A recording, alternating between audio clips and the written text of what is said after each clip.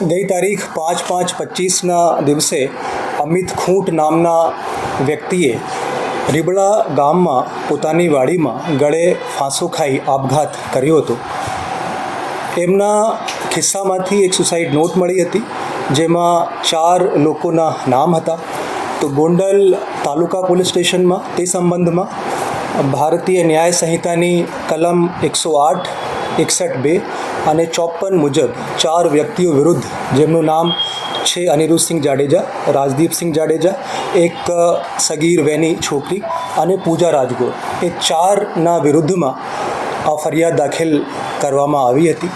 આમાં તુરત જ એએસપી સિમરન ભારદ્વાજની આગેવાની હેઠળ પોલીસની જુદી જુદી 5 ટીમો બનાવવામાં આવી અને આ કેસ ઉપર કામ શરૂ કરવામાં આવ્યું.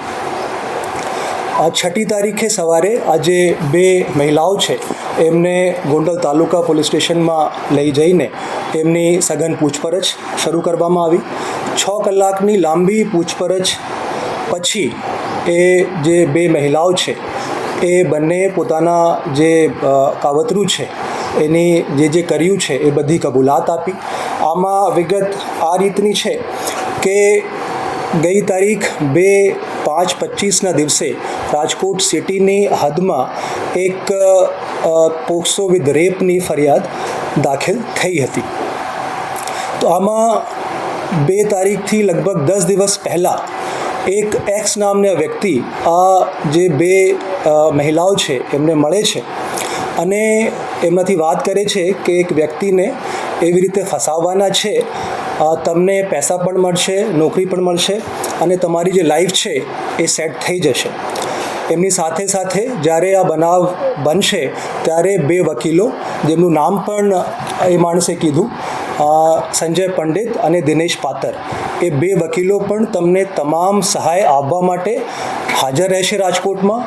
અને પોલીસ આમાં ફરિયાદમાં ના પાડે અથવા દેર કરે તો મીડિયાને બોલાવીને એ મીડિયામાં આપશે, જેથી કરીને પોલીસ ઉપર પ્રેશર બનશે અને પછી ફરિયાદ ઝડપથી દાખલ થશે. તો તમને ગભરાવાની કોઈ જરૂરત નથી. એ 2 વકીલો જે છે એ પણ તમારી તમામ લીગલ જે સહાય છે એના માટે ઉપલબ્ધ રહેશે. તો આ રીતની જે વાત છે એ જે વ્યક્તિ એક્સ છે આ બંને છોકરીઓથી કરી.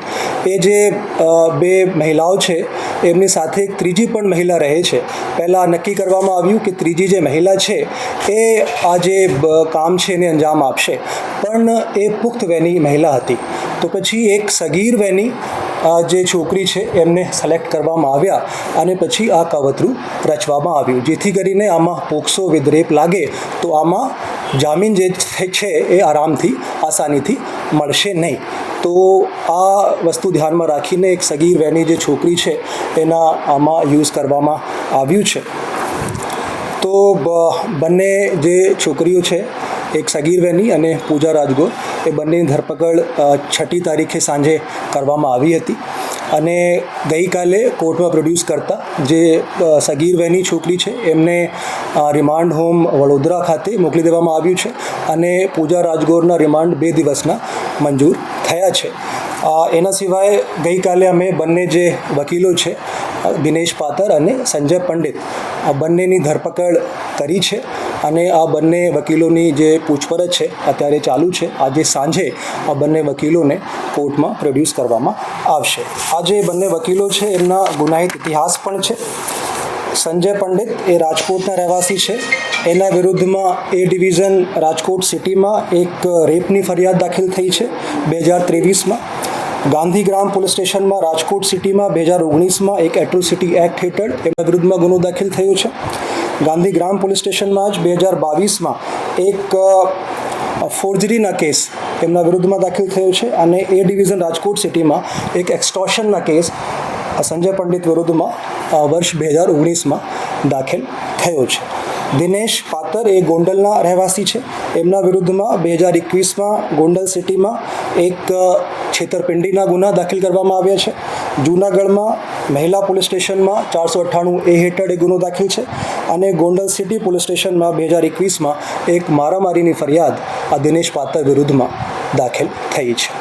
સર, જે એક્સની વાત આવે છે, એક્સનું ડિટેલ્સ સામે આવી છે કે હજી પોલીસ તપાસના કારણે કોઈ ખાસ આ જે ષડયંત્ર રચ્યું છે આમાં એક્સનું એક ઇમ્પોર્ટન્ટ યોગદાન છે.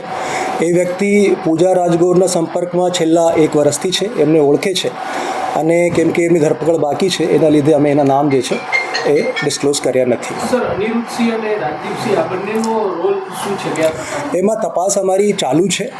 અમે 4 લોકોની ધરપકડ અત્યાર સુધીમાં કરી છે અને જ્યારે આ એક્સ જે વ્યક્તિ છે એ પકડાશે તો એની પૂછપરછમાં આગળ કોણ વ્યક્તિ હતા જેણે એમને કીધું હતું કે આ કાવતરું રચવાનું છે, તો એની જે પૂછપરછ પછી જ આ જે વાત છે ક્લિયર થશે કે આમાં કોણ વ્યક્તિઓ હતા જેને એમ વ્યક્તિને કીધું હતું કે આ કામ કરવાનું છે. સર, અનિરુદ્ધસિંહે સુસાઇડ નોટમાં છેડછાડ કરવાનો આક્ષેપ લગાવ્યો છે. એ જે સુસાઇડ નોટ છે એમને આ સુસાઇડ નોટને FSLમાં મોકલી દેવામાં આવશે ટૂંક સમયમાં જ. જે અમિત ખૂટ છે એના લખાણ જે છે એ મળી ગયા છે અને પ્રાથમિક દૃષ્ટિએ એવું લાગે છે કે અમિત ખૂટના જ એ રાઇટિંગ છે.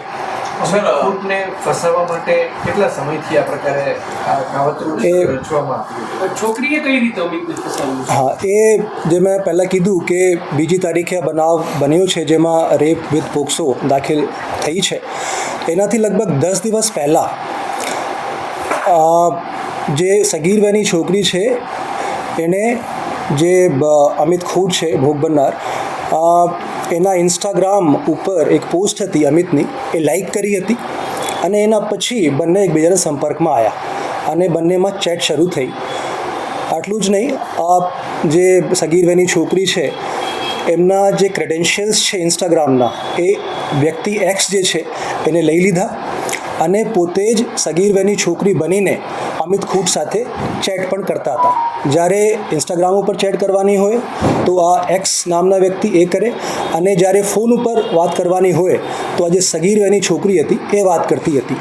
તો અમિત ખૂટને લાગ્યું કે આ એક જેન્યુઇન કેસ છે, તો આમાં એમને મળીએ અને પછી જે આગળ થયું છે એ આપને વિદિત છે. સાહેબ, સંજય પંડિત અને દિનેશ પાત્ર સામે અગાઉ પણ અનેક ગુનાઓ નોંધાઈ ચૂક્યા છે. કયા કયા ગુનાઓ? એ મેં મેન્શન પહેલાં કરી દીધું છે. આમાં કોઈ કથિત પત્રકારોની ભૂમિકા કે એવું કંઈ સામે આવ્યું છે? એમાં અમારી તપાસ ચાલુ છે. અત્યાર સુધીમાં અમારા ધ્યાન ઉપર નથી, પણ જો કોઈ એવી ભૂમિકા કોઈ પણ વ્યક્તિની સામે આવશે તો મીડિયા સમક્ષ રજૂ કરવામાં આવશે.